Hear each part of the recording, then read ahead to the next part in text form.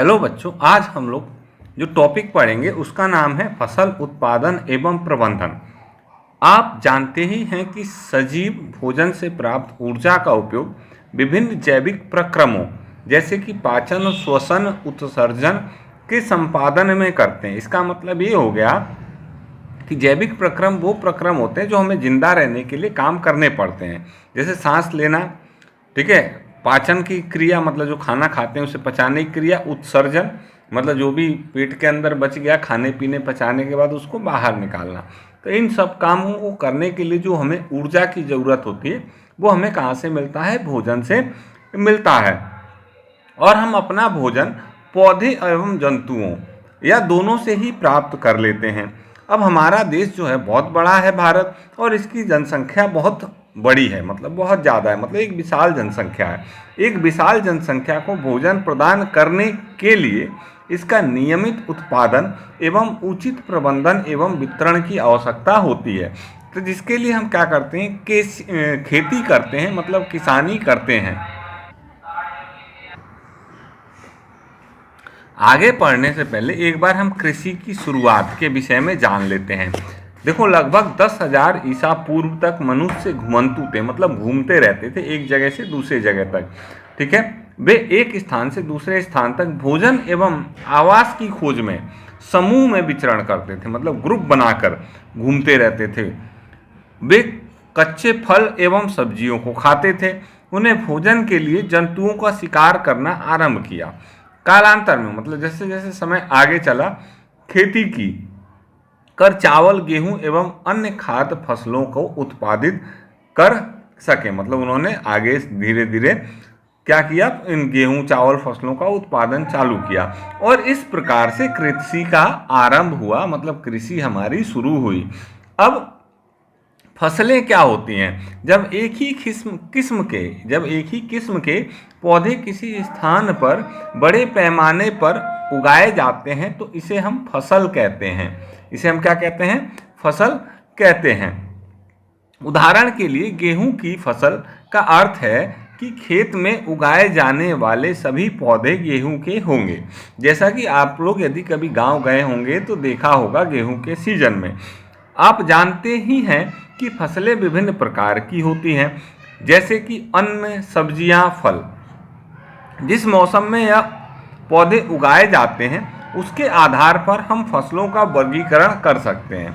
मतलब सभी फसलों को हम एक ही मौसम में नहीं उगा सकते, अलग अलग मौसम में अलग अलग पौधे फसलें उगती हैं। उसी मौसम के हिसाब से हम इनको अलग अलग हिस्सों में बांट सकते हैं। हालांकि भारत एक विशाल देश है, यहाँ पर ताप, आर्द्रता और वर्षा जैसी जलवायवीय परिस्थितियाँ हैं, एक क्षेत्र से दूसरे क्षेत्र में भिन्न है। मतलब यदि आप दिल्ली में हो और कहाँ पे हो, नीचे चले जाओ केरल में, ठीक है, तो दिल्ली का और केरल का जो तापमान है, आर्द्रता है और वर्षा की स्थिति जो है वो बहुत अलग होती है। केरल में अच्छी खासी वर्षा हो जाती है, दिल्ली में बरसात कम होती है। दिल्ली में अच्छी ठंड पड़ती है, केरल में ठंड नहीं पड़ती। तो वही बात है, ताप, आर्द्रता और वर्षा की परिस्थितियां हमारे देश के अलग अलग भागों में अलग अलग होती हैं। अतः देश के विभिन्न भागों में विविध प्रकार की फसलें उगाई जाती हैं। इसीलिए हमारे देश के अलग अलग हिस्सों में अलग अलग प्रकार की फसलें क्या की जाती हैं? उगाई जाती हैं। अब इस विविधता के बावजूद भी हम लोग मोटे तौर पे फसलों को दो वर्गों में बांट सकते हैं, और वो दो वर्ग हैं, एक है खरीफ की फसल, दूसरी है रबी की फसल। वह फसल जिसे हम वर्षा ऋतु में, ठीक है, बोते हैं या बोया जाता है उसे हम खरीफ की फसल बोलते हैं। भारत में वर्षा ऋतु सामान्यतः जून से सितंबर तक की होती है। इस सीजन में, मतलब खरीफ की फसलों में आपका धान, मक्का, सोयाबीन, मूंगफली, कपास इत्यादि आती हैं। ये सब के सब खरीफ की फसलें हैं। वहीं पे शीत ऋतु में, मतलब अक्टूबर से मार्च तक, ठीक है, जो फसलें बोई जाती हैं उन्हें हम रबी की फसलें बोलते हैं। रबी की फसलें बोलते हैं जिसमें चना, गेहूं, मटर, सरसों, ठीक है, तथा अलसी मुख्यतः आते हैं। इसके अलावा भी कई स्थानों पर क्या, लगभग सभी जगहों पर दाल और सब्जियों को गर्मियों में, ग्रीष्म में उगाया जाता है। तो ये भी आप एक सीजन मान सकते हो। वैसे मुख्यतः दो ही होते हैं, रबी की फसल और खरीफ की फसल। आगे हम बात करते हैं आधारिक फसल पद्धतियाँ। तो जब हम लोग जो फसलें उगाते हैं तो उसको उगाने के लिए एक पैटर्न को फॉलो करना पड़ता है, तो उन पद्धतियों के विषय में हम जान लेते हैं। फसल उगाने के लिए किसान को अनेक क्रियाकलाप मतलब अनेक तरीके के कार्य करने पड़ते हैं, सामयिक अवधि में करने पड़ते हैं, मतलब समय समय पर करने पड़ते हैं। ये क्रियाकलाप अथवा कार्य पद्धतियाँ जो आगे दिए गए हैं, और ये वही कार्य पद्धतियाँ हैं जो कि जैसे कि आपने यदि कभी घर पे फूल वगैरह गमले में लगाया होगा तो आपने किया होगा, जैसे मिट्टी को मिलाना, उसको पूला करना, उसमें खाद मिलाना, उसमें पानी डालना, ठीक है। तो यही सब काम, इन्हीं सब कामों को हम क्या बोलते हैं, कृषि पद्धतियाँ बोलते हैं। इसमें मोटे मोटे तौर पे मिट्टी को तैयार करना, बुआई करना, फिर खाद एवं उर्वरक देना, फिर सिंचाई करना, खरपतवार से सुरक्षा करना, फिर कटाई करके और लास्ट में भंडारण करना। अब हम एक एक करके इन सभी चीज़ों के विषय में जानेंगे। तो आगे चलते हैं। सबसे पहला काम होता है किसान का, किसान वही जो हमारे लिए अन्न को उगाता है। तो किसान का सबसे पहला काम होता है मिट्टी को तैयार करना। तो मिट्टी को उलटना पलटना एवं उसको पूरा करने की जो प्रक्रिया होती है उसको हम जुताई कहते हैं। इसे हल चलाकर करते हैं। हल लकड़ी एवं लोहे से बने होते हैं। यदि मिट्टी अत्यंत सूखी होती है तो जुताई से पहले इसे पानी देने की आवश्यकता भी पड़ती है। जुते हुए खेत में मिट्टी के बड़े बड़े ढेले हो जाते हैं और इसे एक पटल की सहायता से तोड़ना आवश्यक होता है। बुआई और सिंचाई के लिए खेत को समतल करना आवश्यक होता है और यह कार्य पटल द्वारा किया जाता है। कभी कभी जुताई से पहले खाद दी जाती है। इससे जुताई के समय खाद मिट्टी में भली भांति मिल जाती है और बुआई से पहले खेत में पानी दिया जाता है। अब कृषि में जो औजार होते हैं वो कुछ इस प्रकार से, मुख्यतः हम लोग हल, ठीक है, कुदाली और कल्टीवेटर का उपयोग करते हैं। हल जो होता है हम लोग जानवरों से, मुख्यतः बैलों से खींचा जाता है। जहाँ कई जगहों पे जहाँ ऊँट होते हैं वहाँ ऊँट भी हल चलाने का काम करते हैं। हल जो होता है लकड़ी का बना हुआ होता है जिसके ऊपर इस तरीके की डंडी होती है जिसे हम जोत बोलते हैं, जो कि बैलों के कंधे पे रखा जाता है, और नीचे का हिस्सा जो होता है उसे फाल बोलते हैं जिसमें लोहे का हल लगा हुआ होता है जो जोतने का काम करता है। उसके बाद ये कुदाली है, ये अपने यहाँ कुदाली नहीं चलती, अपने यहाँ कुछ इस तरीके की कुदाली चलती है। उसके बाद ये ट्रैक्टर के पीछे जो लगा हुआ है इसे हम क्या बोलते हैं, कल्टीवेटर बोलते हैं। कल्टीवेटर जो होता है ट्रैक्टर से चलता है, ये जल्दी ही बहुत ज़्यादा खेत को जोत देता है, सो हमारा समय भी बचाता है। और तैयार करने के बाद अगला चरण आता है बुआई का। बुआई फसल उत्पादन का सबसे महत्वपूर्ण चरण है। बोने से पहले अच्छी गुणवत्ता वाले साफ एवं स्वस्थ बीजों का चयन किया जाता है। किसान अधिक उपज देने वाले बीजों को प्राथमिकता देते हैं। अब बीजों का चयन कैसा होता है, मिट्टी को तैयार करने के बाद अगला चरण आता है बुआई का। बुआई फसल उत्पादन का सबसे महत्वपूर्ण चरण है। बोने से पहले अच्छी गुणवत्ता वाले साफ एवं स्वस्थ बीजों का चयन किया जाता है। किसान अधिक उपज देने वाले बीजों को प्राथमिकता देते हैं। बीजों का चयन कैसे होता है, आपने अक्सर देखा होगा, यदि आप गांव देहात में गए होंगे तो आपकी माँ या दादी क्या करती है, बीजों को एक बर्तन में रखकर उसमें कुछ पानी डाल देती हैं। कुछ मिनट के पश्चात कुछ बीज जो होते हैं ऊपर तैरने लगते हैं। अब ऐसा क्यों होता है, देखो जो क्षतिग्रस्त बीज होते हैं वो खोखले होते हैं, मतलब जो बीज खराब हो जाते हैं वो खोखले होते हैं, इस कारण से हल्के होते हैं और वो ऊपर तैरने लगते हैं। उन बीजों को छांट के अलग कर लिया जाता है। उसके बाद जब बीजों को छांट लिया जाता है, अच्छे बीज चुन लिए जाते हैं, तो फिर बीजों को बोया जाता है। तो बीजों के बोने के औजार के विषय में बात कर लें। परंपरागत रूप से बीजों को की बुआई में इस्तेमाल किए जाने वाले औजार कीप के आकार के होते हैं, जैसा कि आपको यहाँ पर दिखाई दे रहा है। बीजों को कीप के अंदर डालने पर यह 2-3 नुकीले सिर वाले, जो कि मिट्टी के अंदर धसे हुए होते हैं, पाइपों से गुजरते हैं और ये सिर मिट्टी को भेद कर बीज को स्थापित करने का काम करते हैं। उसके बाद आजकल सीड ड्रिल का भी उपयोग होता है। सीड ड्रिल को कहाँ लगा दिया जाता है? ट्रैक्टर में लगता है। ठीक है, तो आजकल बुआई के लिए ट्रैक्टर द्वारा संचालित सीड ड्रिल का उपयोग होता है। इसके द्वारा बीजों को में समान दूरी एवं गहराई बनी रहती है। यह सुनिश्चित करता है कि बुआई के बाद बीज मिट्टी द्वारा ढक जाएं, जिससे कि बीजों को पक्षियों द्वारा खाए जाने से रोका जा सकता है। सीड ड्रिल द्वारा बुआई करने से समय एवं श्रम दोनों की बचत होती है। पौधे का अत्यधिक घना होने से रोकने के लिए बीजों के बीच उचित दूरी होना अत्यंत महत्वपूर्ण है। इससे पौधों को सूर्य का प्रकाश, पोषक एवं जल पर्याप्त मात्रा में प्राप्त होते हैं। अधिक घनेपन को रोकने के लिए कुछ पौधों को निकाल कर हटा दिया जाता है। तो कई बार जब पौधे ज़्यादा घने हो जाते हैं तो फिर उनमें से कुछ पौधों को उखाड़कर अलग कर दिया जाता है। पौधों को लगाते समय उचित दूरी का ख्याल रखना चाहिए। जब हम बुआई कर लेते हैं, बुआई के बाद हमें क्या मिलाना पड़ता है? उसमें खाद एवं उर्वरक मिलाना पड़ता है। तो खाद और उर्वरक क्या होते हैं? वे पदार्थ जिन्हें मिट्टी में पोषक स्तर बनाए रखने के लिए मिलाया जाता है, उन्हें हम खाद एवं उर्वरक कहते हैं। फसलों के लगातार उगाने से मिट्टी में कुछ पोषक तत्वों में कमी आ जाती है। इसी क्षति को पूरा करने हेतु किसान खेतों में खाद देते हैं। यह प्रक्रम खाद देना कहलाता है। अपर्याप्त खाद देने से पौधे कमजोर हो जाते हैं। मतलब पौधों में खाद जितनी आवश्यक है उतना देना चाहिए।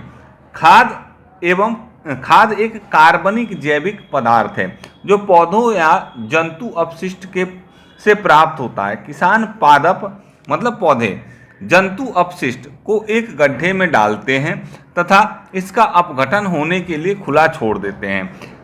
अपघटन कुछ सूक्ष्म जीवों द्वारा होता है। अपघटित पदार्थ खाद के रूप में उपयोग किया जाता है। आप वर्मी कंपोस्ट एवं केचुआ खाद तैयार करने के विषय में पिछली कक्षा में पढ़ चुके हैं।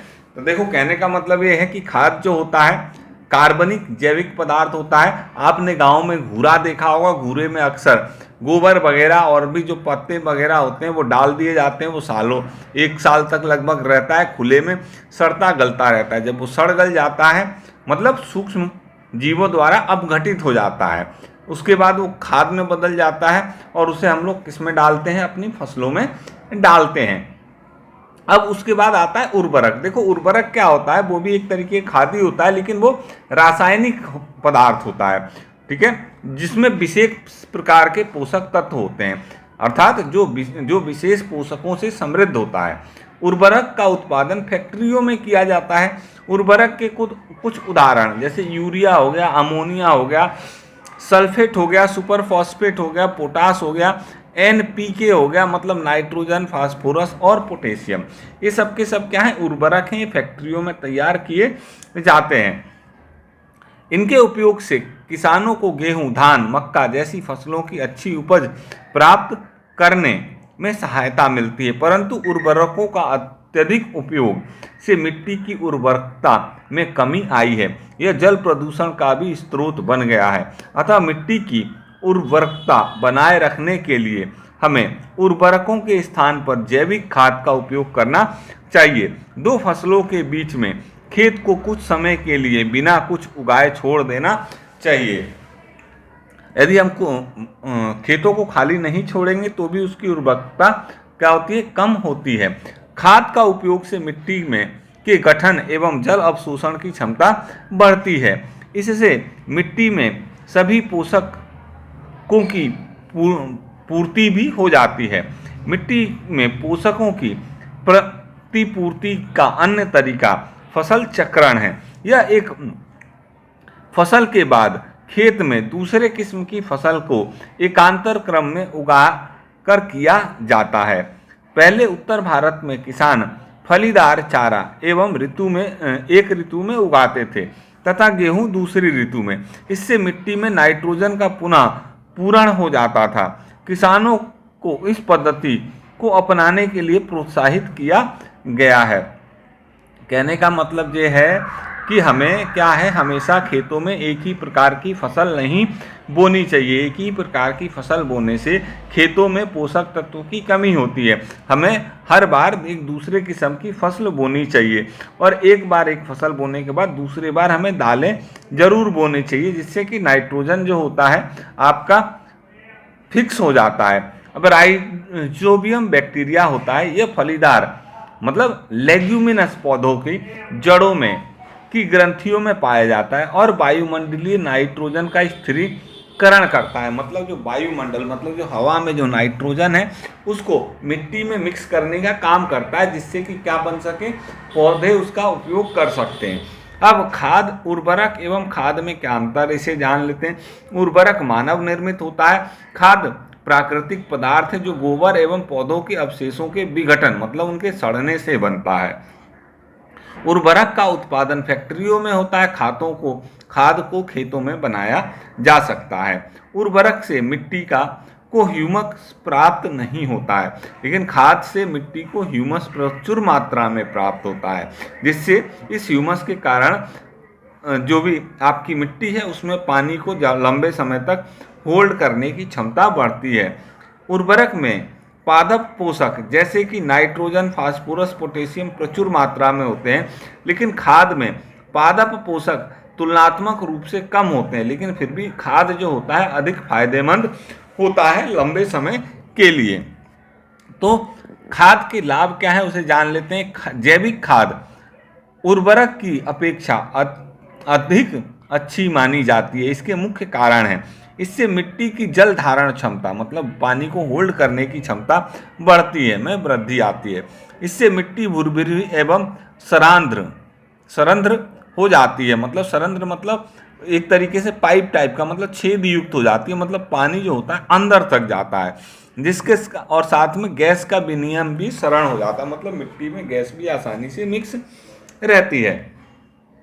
इससे मित्र जीवाणुओं की संख्या में वृद्धि होती है। मतलब उस तरीके की जीवाणु माइक्रो ऑर्गेनिज्म जो कि जरूरी हैं वो भी क्या होते हैं, मिट्टी में बढ़ते हैं। इससे जैविक खाद से मिट्टी का गठन सुदृढ़ हो जाता है। बुआई के बाद अगला क्रम जो आता है वो आता है सिंचाई का। जिस तरीके से हम समय समय पर पानी पीते रहते हैं उसी तरीके से निश्चित अंतराल पर खेतों में जल देना सिंचाई कहलाता है। जीवित रहने के लिए प्रत्येक जीव को जल की आवश्यकता होती है। पौधे में के वृद्धि एवं परिवर्धन के लिए भी जल का विशेष महत्व है। ठीक उसी प्रकार से पौधे की जड़ क्या करते हैं, पौधे की जड़ पानी का अवशोषण करते हैं, ठीक है, और साथ में वो खनिज और उर्वरकों का भी अवशोषण करते हैं। मतलब कहने का यह है कि वो जल के साथ अपना खनिज और उर्वरक भी सूख के पौधे के अलग अलग भागों तक ले जाते हैं। पौधे में लगभग 90% जल होता है। जल आवश्यक है क्योंकि जल के बिना बीजों का अंकुरण संभव नहीं है, ठीक है। तो अंकुरण शुष्क स्थिति में नहीं हो सकता है, ठीक है। तो उसके लिए स्थिति कैसी होनी चाहिए, नम होनी चाहिए, इसीलिए जल आवश्यक है। तो जल हमने जाना कितना आवश्यक है, सिंचाई, और समय समय पर जल को देना सिंचाई कहलाता है। तो सिंचाई के स्रोत देखो, कुएं, जल, तालाब, झील, नदियां, बांध, नहर इत्यादि ये सब के सब जल के स्रोत है। मतलब इनसे जल मिलता है सिंचाई के लिए। तो पारंपरिक तरीके कौन से हैं सिंचाई के? पारंपरिक तरीके मतलब जो पहले से चले हुए आ रहे हैं, जैसे कुओं, झीलों एवं नहरों से उपलब्ध जल को निकाल कर खेतों तक पहुंचाने के तरीके विभिन्न क्षेत्रों में भिन्न भिन्न हैं। मवेशी अथवा मजदूर इन विधियों में इस्तेमाल किए जाते हैं, अतः यह सस्ते हैं परंतु कम दक्ष हैं। विभिन्न पारंपरिक तरीके हैं, ठीक है। अब जैसे कि मोट हो गया, घिरनी हो गया, ढीकली हो गया, रहट हो गया, रहट तंत्र हो गया, ये सब के सब क्या है, अलग अलग तरीके हैं। जैसे कि आपको चित्र में दिखाया गया है, चेन पंप पे ढीकली, ये क्या है, रहट है। तो ये क्या है, अलग अलग तरीके हैं। अब आधुनिक तरीके में आज के समय में जो समय चल रहा है इसे हम आधुनिक समय बोलते हैं, और इन समय में जो सिंचाई के विधियां यूज होती हैं उन्हें आधुनिक विधियां बोलते हैं, ठीक है। आधुनिक विधियां में क्या होता है, पानी की मितव्ययता नहीं होती, मतलब फिजूल खर्ची नहीं होती है, ठीक है। जैसे कि पहला जो तरीका है उसे छिड़काव तंत्र स्प्रिंकलर विधि बोलते हैं। इस विधि का उपयोग जो है हम लोग असमतल भूमि के लिए करते हैं, ठीक है, और जहाँ पर जल की मात्रा कम हो वहाँ पर भी इसका उपयोग किया जाता है। इसमें ऊर्ध्वाधर मतलब खड़े पाइपों के सिरों से पर क्या होता है, घूमने वाला नोजल लगा हुआ होता है और वो घूम घूर कर क्या करता है, पानी को फुहारे की तरह, किस तरीके से, फुहारे की तरह से चारों तरफ फेंकता है, ठीक है। तो इस तरीके से इसमें पानी क्या होता है, जाता है।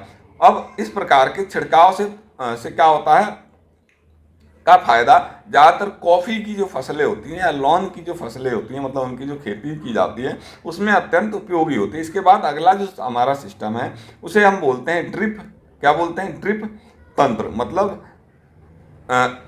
बूंद बूंद करके, ड्रिप मतलब क्या होता है, बूंद। तो इस विधि में जल को बूंद बूंद करके सीधे पौधों की जड़ों में गिराया जाता है, या ड्रिप बूंद बूंद करके जल जो होता है पौधों की जड़ों में गिरता है, ठीक है। जैसे फलदार पौधे जो होते हैं, बगीचे होते हैं, वृक्षों को पानी देने का ये सर्वोच्च तरीका है। इसमें बूंद बूंद करके जल गिरता है, ठीक है, इसीलिए इसमें जल जो होता है बिल्कुल भी व्यर्थ आपका नहीं होता है, ठीक है। अतः हम यह कह सकते हैं कि जहाँ कम जल की कमी होती है उन क्षेत्रों के लिए ये जो तरीका है एक तरीके का वरदान है। इसे ड्रिप तंत्र कहते हैं, ठीक है। फलदार पौधे, बगीचे, वृक्षों को पानी देने का यह सर्वोत्तम तरीका है, तो आपको पता चल ही गया है, ठीक है। इसमें पानी बिल्कुल भी व्यर्थ नहीं होता है। चलो आगे बढ़ते हैं। तो जब हम लोग क्या करते हैं, पौधों को पानी दे लेते हैं, तो उसके बाद हमारी खेती में जो अगला स्टेप आता है वो आता है पौधों को खरपतवार से बचाना। किससे बचाना, खरपतवार से। तो खरपतवार क्या होते हैं, देखो कई बार क्या होते हैं, कई बार नहीं, हमेशा ही जब भी आप कोई फसल बोते हो तो उसके साथ कुछ अवांछनीय पौधे उग जाते हैं प्राकृतिक रूप से, ये फसल के साथ ही उग जाते हैं, तो इन्हें हम क्या बोलते हैं, खरपतवार बोलते हैं। अब चूंकि ये क्या होते हैं, इनकी हमें ज़रूरत है नहीं और ये उग गए हैं, तो इन्हें हम क्या करते हैं, निकालते हैं। तो इनको हटाने का जो तरीका है उसे हम बोलते हैं निराई। क्या बोलते हैं, निराई। तो निराई आवश्यक होती है क्योंकि ये जल पतवार को हटाता है। जल पतवार बेसिकली क्या करता है, जल पतवार जल, पोषक और जगह और प्रकाश की स्पर्धा करता है फसलों के साथ। मतलब कहने का मतलब यह है कि जो धूप पौधों को मिलनी चाहिए वो धूप जल उसमें का कुछ हिस्सा खरपतवार ले लेते हैं, जो हिस्सा जो पानी पौधों को मिलना चाहिए जिसे हमने लगाया है वो क्या करता है, आपका खरपतवार उसमें से कुछ जल ले लेता है। इसी तरीके से पोषक तत्व, तो ये हमारे फसलों के लिए क्या होता है, सही नहीं होता है, ठीक है ना। कुछ खरपतवार कटाई में भी बाधा डालते हैं तथा मनुष्य एवं पशुओं के लिए भी ये क्या होते हैं, विषैले होते हैं, ठीक है। भाई बीच बीच में आप लोगों को थोड़ी सी अनवांटेड साउंड आ रही होगी क्योंकि मैं रोड के किनारे पे मेरा घर है, तो यहाँ पे आने जाने वाली गाड़ियाँ और आने जाने वाले जो फेरी वाले बंधु लोग होते हैं वो लोग भी अपना काम करते रहते हैं, तो अनवांटेड साउंड आते रहते हैं। थोड़ा सा आप लोगों को ये सुनना पड़ सकता है जिससे आपको थोड़ा डिस्टर्बेंस हो सकता है, लेकिन ध्यान लगा के सुनेंगे तो कोई दिक्कत नहीं होगी। हालांकि इन डिस्टर्बेंस के लिए मैं आप लोगों से क्षमा चाहता हूँ। तो देखो, फसल उगाने से पहले खेतों को खरपतवार नष्ट करने का तरीका क्या होता है। तो खरपतवार नष्ट करने के लिए फसल को उगाने से पहले, मतलब फसल बोने से पहले हम खेतों की जुताई करते हैं। जुताई करने से क्या होता है, खेत जोतते हैं तो उससे क्या होता है, जो भी खरपतवार होते हैं सब निकल जाते हैं और मिट्टी में दब जाते हैं, सड़गल जाते हैं ज़्यादातर। फिर भी कुछ जो नए उठते हैं उन्हें हम खुरपी से निकालने का काम करते हैं। तो इस तरीके से खरपतवार को हटाया जाता है। लेकिन आजकल के समय में रसायन आ गए हैं, केमिकल्स आ गए हैं जो खरपतवार पर नियंत्रण करते हैं, जिसे हम खरपतवार नाशी भी बोलते हैं। क्या बोलते हैं, खरपतवार नाशी। जैसे इसका एक एग्जाम्पल है खरपतवार नाशी का 2,4-D। क्या 2,4-D। खेतों में इसका छिड़काव किया जाता है जिससे खरपतवार के पौधे मर जाते हैं परंतु फसलों को कोई हानि नहीं होती है। खरपतवार नाशी को जल में आवश्यकता अनुसार मिलाकर स्प्रेयर मतलब फुहारे की सहायता से छिड़काव किया जाता है। अब उसके बाद जब हमारी फसल तैयार हो जाती है, आखिरी स्टेज आती है हमारी कटाई की, ठीक है। और फसल को तैयार होने में लगभग 3 से 4 महीने लगते हैं। उसके बाद गांव में जो लोग हाथों से काटते हैं वो इस तरीके का औजार होता है जिसे हम दरांती बोलते हैं। आपका यूपी में पूर्वांचल वाले क्षेत्र में और बिहार में, यूपी बिहार को पूर्वांचल ही बोला जाता है, तो ये जो पूर्वांचल वाला क्षेत्र है वहाँ पे इसको हम क्या बोलते हैं, हंसुआ बोलते हैं, ठीक है। हमारे देश में दरांती की सहायता से कटाई की जाती है जब फसल 3-4 महीने के समय लगा के तैयार हो जाती है उसके बाद में, ठीक है। फसल को काटना, ठीक है, को हम हार्वेस्टिंग बोलते हैं। आजकल देखो क्या होता है, इस तरीके की मशीनें आ गई हैं जो फसल को काटने का काम करती हैं, जिससे समय बच जाता है। ठीक है, और इस तरीके की मशीनों को हम क्या बोलते हैं, हार्वेस्टर बोलते हैं। और ये किसमें लगा होता है, ट्रैक्टर के पीछे लगा होता है। और हार्वेस्ट करने की एक अलग ही मशीन भी आती है जिसे हार्वेस्टर भी कहा जाता है। उसके बाद हम लोग क्या कहते हैं, है ना, उसके बाद हम लोग उससे भूसे को अलग करते हैं। ठीक है ना, तो वो एक अलग मशीन से होता है जिसे हम थ्रेसिंग बोलते हैं। लेकिन आजकल एक मशीन आई है कंबाइन, जैसा कि यहाँ पे दिख रहा है, क्या है, कंबाइन है। ये दोनों काम एक साथ कर लेती है, अनाज को अलग कर लेती है, ठीक है ना, और बाकी चीज़ों को अलग, थ्रेसिंग का काम भी कर लेती है, मतलब भूसे को भी अलग कर लेती है। जो भूसे को अलग करने का काम होता है ना, वो थ्रेसिंग कहलाता है, अनाज को अलग करना, भूसे को अलग करना। ठीक है, छोटे छोटे खेत वाले किसान आज भी अनाजों को फटक कर, मतलब विनोइंग करके अलग करते हैं। क्यों? क्योंकि वहाँ पे क्या होता है, ये आपका कंबाइन नहीं जाता है। अब देखो हमारे यहाँ पे हर 3-4 महीने के कठिन परिश्रम के बाद में क्या होती हैं, फसलें होती हैं। ठीक है, और जो भी मेहनत है किसानों का, उसका उन्हें फल मिलता है। ठीक है, अनाज के रूप में, फसलों के रूप में, उपज के रूप में। तो स्वर्णिम दानों से भरी, ठीक है, खड़ी फसल किसानों के हृदय में क्या देती है, उल्लास देती है। उनका मन गदगद हो जाता है, दिल गार्डन गार्डन हो जाता है। ठीक है, तो इस भाव को संचरित करती है। तो जो थोड़ा सा समय जो है आराम एवं खुशी मनाने का होता है, क्योंकि पिछली ऋतु के प्रयत्न का फल इस समय मिल रहा होता है। तो इसलिए इसको वो लोग क्या करते हैं, अलग अलग त्यौहार के रूप में मनाए जाते हैं। तो कटाई की ऋतु में सब कुछ विशेष पर्व, कटाई की ऋतु के साथ कुछ विशेष पर्व जो मनाए जाते हैं, वो क्या है, हमारे देश के अलग अलग हिस्सों में अलग अलग त्योहारों के नाम हैं। जैसे कि पोंगल हो गया, बैसाखी हो गया, होली, दिवाली, नव्यान, बिहू और जुड़े। ठीक है, तो अलग अलग हिस्सों में मनाए जाते हैं। और जब फसलें कट जाती हैं तो उसका भंडारण होता है। ठीक है, तो अपने गांव में जो लोग होते हैं वो तो बोरे में भर के और किस में रख लेते हैं भैया, भूसे के अंदर ही दबा देते हैं। ठीक है, उसमें और कुछ क्या कीड़े मकोड़े ना लगें, चूहे वगैरह ना बर्बाद करें। ठीक है, इसीलिए उसमें लहसुन वगैरह भी डाल देते हैं और भूसे से ढक देते हैं, तो भूसे में चूहे नहीं घुस पाते हैं। लेकिन जिनके यहाँ अनाज बहुत ज़्यादा होता है, ठीक है, वो अनाजों का भंडारण इस तरीके से के बिन में करते हैं। किस में करते हैं, बिन में। ये बिन क्या होते हैं, गोल गोल होते हैं, टंकी जैसे, बड़े बड़े टंकी ऐसा मान सकते हो। ठीक है ना, जिन्हें हम क्या बोलते हैं, साइलो बोलते हैं। क्या बोलते हैं हम, साइलो बोलते हैं। इसमें करवाया जाता है। ठीक है, अब देखो पौधों से तो, फसलों से तो भोजन मिलता है, लेकिन इसके अलावा हमें जंतुओं से भी भोजन मिलता है। ठीक है ना, मतलब जानवरों से, जैसे मुर्गी वगैरह ये सब भी खाते हैं। इसके अलावा ऐसा नहीं है कि मांसाहारी मिलता है, जानवर हमें दूध भी देते हैं, दूध से फिर बहुत सारी चीज़ें हम लोग बना लेते हैं। ठीक है, तो इस तरीके से पशुओं को पाल कर खाद्य पदार्थ को प्राप्त जो किया जाता है, इसे हम लोग क्या बोलते हैं, पशुपालन बोलते हैं। इसी के साथ ये टॉपिक आज अपना समाप्त।